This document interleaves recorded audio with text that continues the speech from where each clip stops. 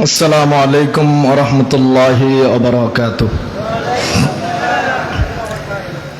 আলহামদুলিল্লাহি ওয়া কাফা ওয়া সালামুন আলা ইবাদিহিল্লাযীনা ইসতাফা। আম্মা বাদ। বাংলাদেশ জামাতে ইসলামী হলদিয়া পালং ইউনিয়নের আওতাধীন ৪ নম্বর ওয়ার্ডের নির্বাচনী সমাবেশের আজকের প্রধান অতিথি বাংলাদেশ জামাতে ইসলামী কক্সবাজার জেলার সম্মানিত আমির, বাংলাদেশ জামাতে ইসলামী কক্সবাজার সাইর উকিয়া টেকনাফের মনোনীত সংসদ সদস্য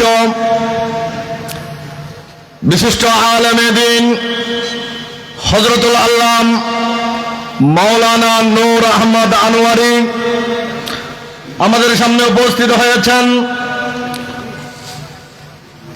উকিয়ার মানুষের হৃদয়ের স্পন্দন বাংলাদেশ জামাত ইসলামী উকিয়া উপজেলা শাখার সম্মানিত আমির জনাব হযরতুল আল্লাম মাওলানা আবুল ফজল সাহেব আমাদের সামনে উপস্থিত আছেন। বাংলাদেশ জামাত ইসলামী উকিয়া উপজেলা শাখার সেক্রেটারি জনাব হযরত মাওলানা সুলতান আহমদ, অসংখ্য নেতৃবৃন্দ উপস্থিত আছেন। সম্মানিত ভাইয়েরা, আমি আপনাদের সামনে একটা কথা বলতে চাই। আমাদের এই বাংলাদেশ শতকরা 92% মুসলমানের দেশ, ঠিক কিনা?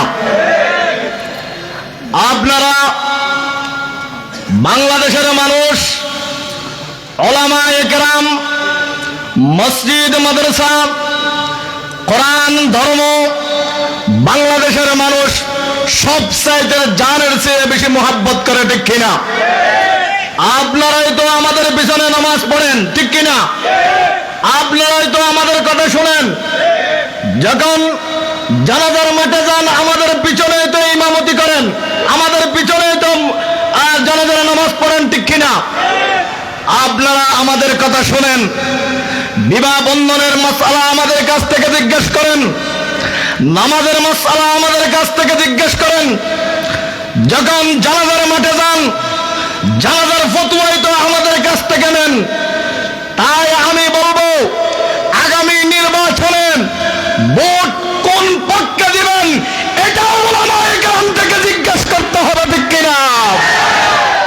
সম্মানিত সাথী ও বন্ধুগণ, বাংলাদেশের আলেম যেখানে, বাংলাদেশের আলেম যেখানে থাকবে, টুপিওয়ালা দাড়িওয়ালা আমরাই সেখানে থাকবো, ঠিক কিনা?